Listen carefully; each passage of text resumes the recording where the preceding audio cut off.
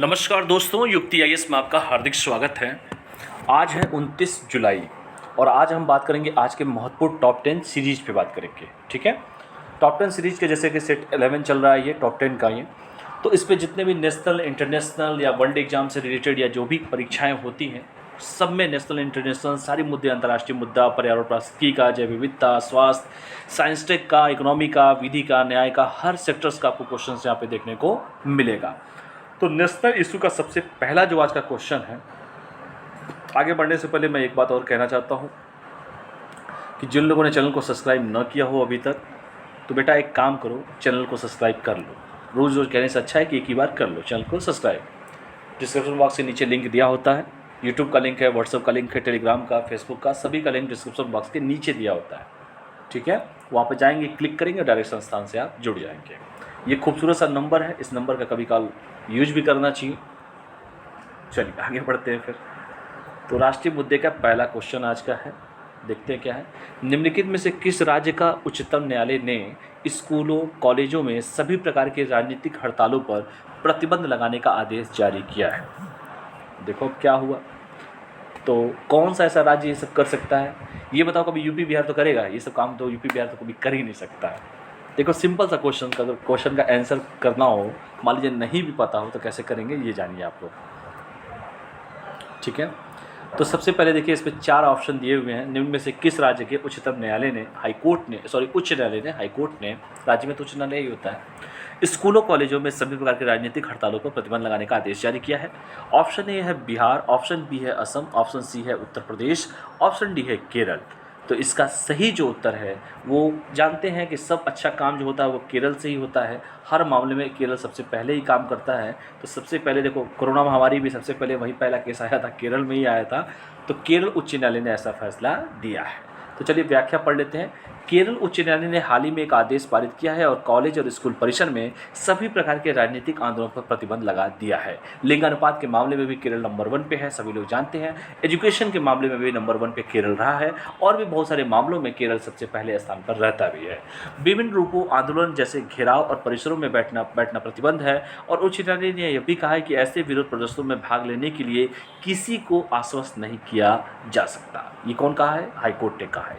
अदालत ने कहा है कि शिक्षा का अधिकार एक फंडामेंटल राइट है, मौलिक अधिकार है और किसी को भी उस अधिकार का उल्लंघन करने का अधिकार नहीं है। ये हम नहीं बोल रहे हैं, ये वहाँ का हाईकोर्ट बोल रहा है, केरल उच्च न्यायालय का, कि फंडामेंटल राइट है आपका, शिक्षा का अधिकार आपका मौलिक अधिकार है और किसी को भी इस अधिकार का उल्लंघन करने का अधिकार नहीं है। तो पहले क्वेश्चन का आंसर क्या हो जाएगा? आंसर हो जाएगा केरल। तो कहीं से भी क्वेश्चन आए तो आप आराम से इस क्वेश्चन को कर सकते हैं। चलिए दूसरे क्वेश्चन पे चलते हैं। दूसरा क्वेश्चन आज का है, कौन सी मोबाइल कंपनी ने घोषणा की है? चलिए बात करते हैं दूसरा क्वेश्चन पे कि कौन से मोबाइल कंपनी ने घोषणा की है कि वो भारतीय क्षेत्र के नेविगेशन सैटेलाइट सिस्टम, नेविक तकनीक का इस्तेमाल अपने स्मार्टफोन्स में करेगा। तो एप्पल है, जियोमी है, सैमसंग है और माइक्रोमैक्स है। बताओ, रियलमी का नाम ही नहीं दे रहा है इसमें, गलत कर रहा है ये।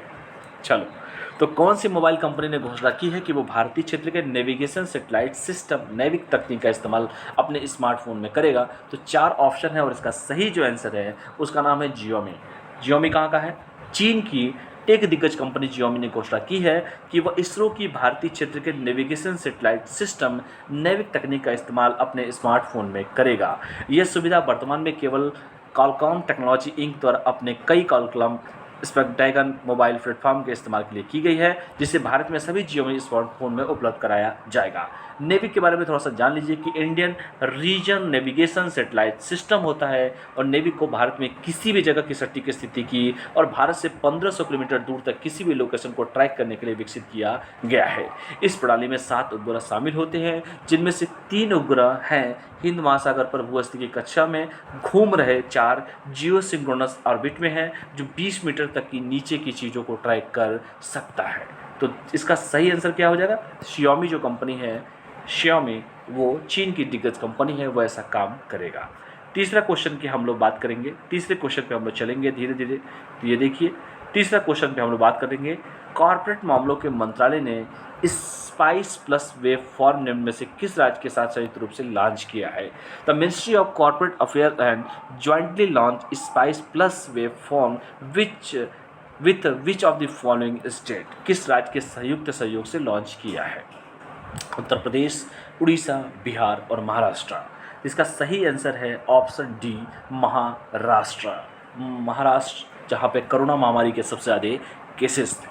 ठीक है, तो कारपोरेट मामलों के मंत्रालय ने केंद्र सरकार के मंत्रालयों, विभागों और महाराष्ट्र सरकार द्वारा एक ही वेब फॉर्म में 10 सेवाओं की पेशकश करने के लिए IC spice plus web form launch किया है। और 3 विभाग सरकार के मंत्रालय, वित्त मंत्रालय में कॉर्पोरेट मामलों के मंत्रालय, श्रम मंत्रालय और राजस्व विभाग के मंत्रालय शामिल हैं।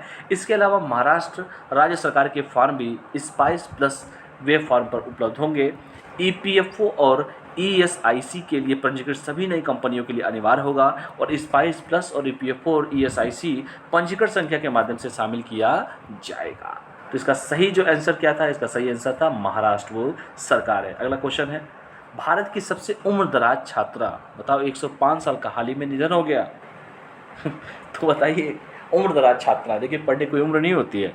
रुचि देवी पहला, दूसरा शांति कांगड़ा, तीसरा भागीरथी अम्मा, चौथा है दुर्गा तोमर और ऑप्शन ई है इनमें से कोई नहीं और एक से अधिक। तो इसका सही जवाब है, इनका नाम है भागीरथी अम्मा। अम्मा याद रखिएगा, भागीरथी अम्मा वो 105 साल की उम्रदराज थी जिनका निधन हो गया।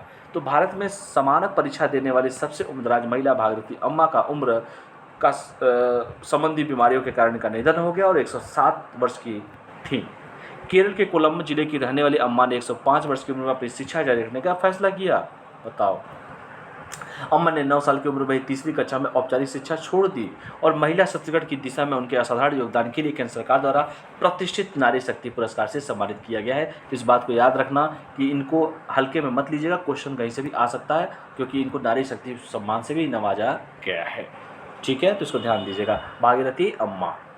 अगला क्वेश्चन है 5वां क्वेश्चन, ऐतिहासिक शहरी परिदृश्य परियोजना के तहत निम्नलिखित कथनों को चुना गया है।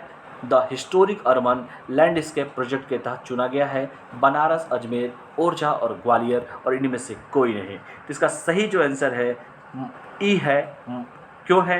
क्योंकि मध्य प्रदेश में ओरछा और ग्वालियर शहरों को यूनेस्को द्वारा अपनी ऐतिहासिक शहरी परिदृश्य परियोजना के तहत चुना गया है। हिस्टोरिक अर्बन लैंडस्केप प्रोजेक्ट के तहत चुना गया है किसको? ओरछा और ग्वालियर को। ठीक है, यह परियोजना वर्ष 2011 में शुरू की गई थी और मध्य प्रदेश के मुख्यमंत्री जिनका नाम है शिवराज सिंह चौहान द्वारा वीडियो कॉन्फ्रेंस के माध्यम से ओरछा और ग्वालियर शहरों के लिए यूनेस्को की ऐतिहासिक शहरी परिदृश्य परियोजना की शुरू की थी।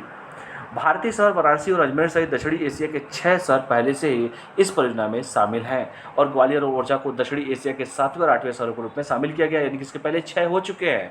बनारस और अजमेर तो ऑलरेडी थे, लेकिन ग्वालियर और दक्षिणी ओरछा जो है 7वें और 8वें नंबर पर शहर के रूप में शामिल किया गया है। तो इसका सही जो आंसर है, आप देखिए यहाँ पर दोनों दिया था, ओरछा भी दिया था, ग्वालियर भी दिया था, तो इसका सही आंसर क्या हो जाएगा? ई हो जाएगा। ठीक है, चलिए 6वां क्वेश्चन, विविध मिसलेनियस की बात करेंगे हम। हाल ही में अंतर्राष्ट्रीय सौर गठबंधन सौर संगठन के लिए मसौदा समझौता का समर्थन निम्न में से किस देश ने किया है? तो इस ध्यान से पढ़िएगा, क्वेश्चन बहुत परीक्षा में पूछा था जब भी सौर की बात आए। पहला है स्वीडन, दूसरा श्रीलंका, मोजाम्बिक और डेनमार्क। तो इसका सही जो आंसर है स्वीडन। वो देश कौन सा है? स्वीडन है, जिसने सौर संगठन के लिए मसौदा तैयार किया है।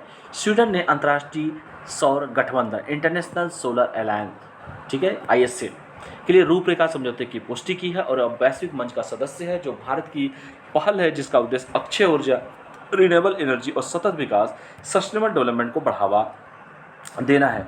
पलाऊ ने सतत विकास योजनाओं को बढ़ावा देने के लिए भारतीय प्रयासों की सराहना करते हुए अंतर्राष्ट्रीय सौर गठबंधन के फ्रेमवर्क पर भी हस्ताक्षर किया है। तो इसका सही आंसर क्या था? स्वीडन वो देश है जिसने अंतर्राष्ट्रीय सौर गठबंधन के लिए मसौदा समझौते का समर्थन किया है, स्वीडन। ठीक है, 7वें क्वेश्चन पे हम बात करेंगे। चलिए, WTO की रिपोर्ट के अनुसार, WTO वर्ल्ड ट्रेड ऑर्गेनाइजेशन की रिपोर्ट के अनुसार भारत ने 2019 में कृषि उत्पाद निर्यातकों की शीर्ष 10 सूची में प्रवेश किया है। तो वह निर्यातक मतलब इंपोर्ट मतलब आयात होता है, एक्सपोर्ट मतलब निर्यात होता है। तो बेचने की बात की जा रहा है, टॉप 10 में प्रवेश किया है चावल, सोयाबीन, कपास और मांस। तो क्या हम बेच सकते हैं?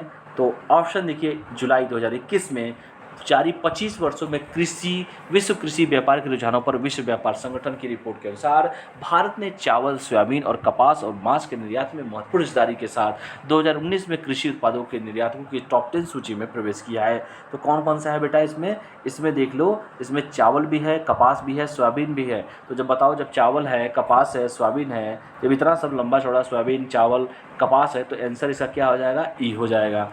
ठीक है, तो इसको ध्यान से पढ़ लीजिएगा।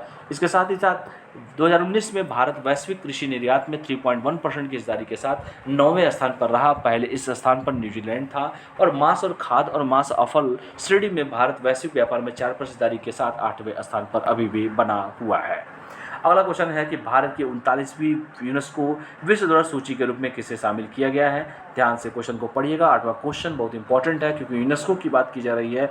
विक्टोरियन गोथिक, रुद्रेश्वर मंदिर, ली कार्बूशियर और आर्ट डेको, उपरोक्त में से कोई नहीं। तो ये देखो, रुद्रेश्वर जो मंदिर है इसको यूनेस्को की विश्व धरोहर सूची के रूप में शामिल किया गया है, रुद्रेश्वर मंदिर। थोड़ा इसके बारे में व्याख्या पढ़ लेते हैं। तो व्याख्या में तेलंगाना के वारंगल के पास मुलुगु जिले के पालमपेट में काकतीय रुद्रेश्वर मंदिर, जिसे रंपप्पा मंदिर भी कहा जाता है, यूनेस्को की विश्व धरोहर समिति के 44वें सत्र के दौरान यूनेस्को की विश्व विरासत सूची में शामिल किया गया है। अक्सर लोग रंपप्पा मंदिर के नाम से जानते हैं इसको। इस नवीनतम सूची के साथ भारत 39वें विश्व धरोहर स्थल में शामिल है। देखो, ऐसे क्वेश्चन आते बहुत हैं। ठीक है, धरोहर स्थल में बहुत क्वेश्चन यूपी वाला पूछता है। रुद्रेश्वर मंदिर के बारे में जान लीजिए कि रुद्रेश्वर मंदिर का निर्माण 1213 ईस्वी में काकतीय साम्राज्य के शासनकाल के दौरान हुआ था। 13वीं सदी के प्रतिष्ठित मंदिर को रंपप्पा मंदिर के नाम से भी जाना जाता है, जिसका नाम इसे वास्तुकार रंपप्पा के नाम पर रखा गया है। रंपप्पा मंदिर यह विश्व का एकमात्र मंदिर जिसका नाम भगवान के नाम ना होकर उसके शिल्पी के नाम पर है। रंपप्पा मंदिर यह विश्व का एकमात्र मंदिर है जिसका नाम भगवान के नाम पर न होकर एक शिल्पी बनाने वाले के नाम पर है। यह एक शिव मंदिर है। रुद्रेश्वर मंदिर भारत सरकार द्वारा 2019 के लिए यूनेस्को की विश्व धरोहर स्थल टैग के लिए एकमात्र नामांकन था। यूनेस्को के बारे में जानते ही हैं, नहीं जानते हैं तो जान लीजिए क्योंकि यूनेस्को बहुत इंपॉर्टेंट है। जब तक तैयारी करेंगे तब तक पूछेगा। यूनेस्को यानी संयुक्त राष्ट्र शैक्षिक, वैज्ञानिक और तथा एवं सांस्कृतिक संगठन, united nation educational, scientific and cultural organization है। संयुक्त राष्ट्र की एक भाग है। मुख्यालय इसका फ्रांस की राजधानी पेरिस में है। गठन जो है 16 नवंबर 1945 और इसका कार्य होता है शिक्षा, प्रकृति तथा समाज विज्ञान, संस्कृति और संचार के माध्यम से अंतर्राष्ट्रीय शांति को बढ़ावा देना। 9वां क्वेश्चन है बट नॉट लिस्ट, भारतीय ओलंपिक संघ ने टोक्यो ओलंपिक खेलों में भारतीय दल के प्रायोजक के रूप में शामिल किया है। किसको शामिल किया है? एमपीएल, अमूल, जेएसडब्ल्यू स्पोर्ट और अडानी ग्रुप। तो इसका सही जो आंसर है एक नहीं अनेक है, क्योंकि भारतीय ओलंपिक संघ ने चल रहे टोक्यो में भारतीय दल के प्रोजेक्ट रूप में अडानी समूह को शामिल किया है। और आईओए ने पहले डेयरी दिग्गज Amul, mobile gaming platform MPL sport foundation और जेएसडब्ल्यू सहित कई निजी संस्थाओं के साथ प्रायोजन सौदे किए थे। और आईओए ने चीनी स्पोर्ट वेयर ब्रांड ली निंग के टोक्यो ओलंपिक के लिए भारतीय टीम के आधिकारिक प्रयोजक के रूप में छोड़ने के बाद समझौते पर हस्ताक्षर किए थे। तो इसका सही आंसर है एक से अधिक हो रहा है, तो इसलिए इसका ई हो जाएगा। ठीक है बेटा, चलिए आगे बढ़ते हैं हम लोग। बस लास्ट क्वेश्चन है आज का, ध्यान से क्वेश्चन को पढ़िएगा कि कौन सी इंश्योरेंस व्हाट्सएप चैटबॉट का इस्तेमाल करने वाली देश की पहली कंपनी बन गई है? United India insurance. पेपर बहुत पूछता है। United India insurance, national insurance, भारतीय एक्सा जनरल इंश्योरेंस, उपरोक्त में से कोई नहीं। एलआईसी भी है, तो ध्यान से पढ़ लीजिएगा। जिंदगी के साथ भी, जिंदगी के बाद भी है। तो 10वां क्वेश्चन का सही जो आंसर है उसका नाम है भारतीय एक्सा जनरल इंश्योरेंस। ठीक है, तो इसका सही आंसर है भारतीय एक्सा जनरल इंश्योरेंस। गैर जीवन बीमा करता निजी कंपनी भारतीय AXA general insurance WhatsApp chatbot का इस्तेमाल करने वाली भारत की पहली कंपनी बन गई है। इस सेवा के जरिए कंपनी ने अपने ग्राहक को पॉलिसी और रिन्यूएबल प्रीमियम की सेवा देना शुरू किया है। कंपनी व्हाट्सएप चैटबॉट के माध्यम से कार, दोपहिया और यात्रा बीमा बेचने की योजना पर काम कर रही है।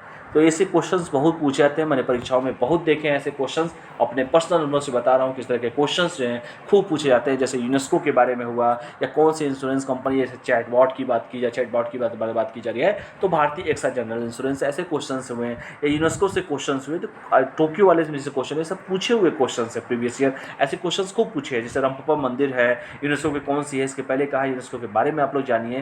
देखो सारा कुछ इस मटेरियल में आपको दिया जाता है, ऐसा नहीं है बेटा कि कुछ नहीं दिया जाता है। हर तरह के क्वेश्चन आप बताओ इसमें किसको नहीं पता है। टॉप 10 वाले में मान लो ऐसे क्वेश्चंस आ जाए तो आपको पता होना चाहिए कि नहीं होना चाहिए कि सोयाबीन भी है, कपास भी है, चावल भी है। हम लोग इतने बड़े निर्यातक हैं इन सब चीज़ों के, ठीक है, तो इसको ध्यान से पढ़ना। चलो आज के लिए हम इतना ही करते हैं, कल फिर एक नए एपिसोड के साथ आप लोगों से मिलेंगे। तब तक के लिए जिन लोगों ने चैनल को सब्सक्राइब ना किया, चैनल को सब्सक्राइब कर लें। ये नंबर है, दिए गए नंबर पर संपर्क कर सकते हैं कोई क्वेरी हो तो। और ये डिस्क्रिप्शन बॉक्स के नीचे लिंक है, टेलीग्राम का, व्हाट्सएप का, फेसबुक का, सारा लिंक दिया जाता है डिस्क्रिप्शन बॉक्स में। तब तक के लिए आप पढ़ाई करते रहिए सभी लोग। कुछ भी पूछना हो कमेंट के माध्यम से आप लोग पूछ सकते हैं। स्वस्थ रहिए, मस्त रहिए, पढ़ते रहिए सभी लोग। बहुत बहुत धन्यवाद सभी का। Thank you all of you. जय हिंद।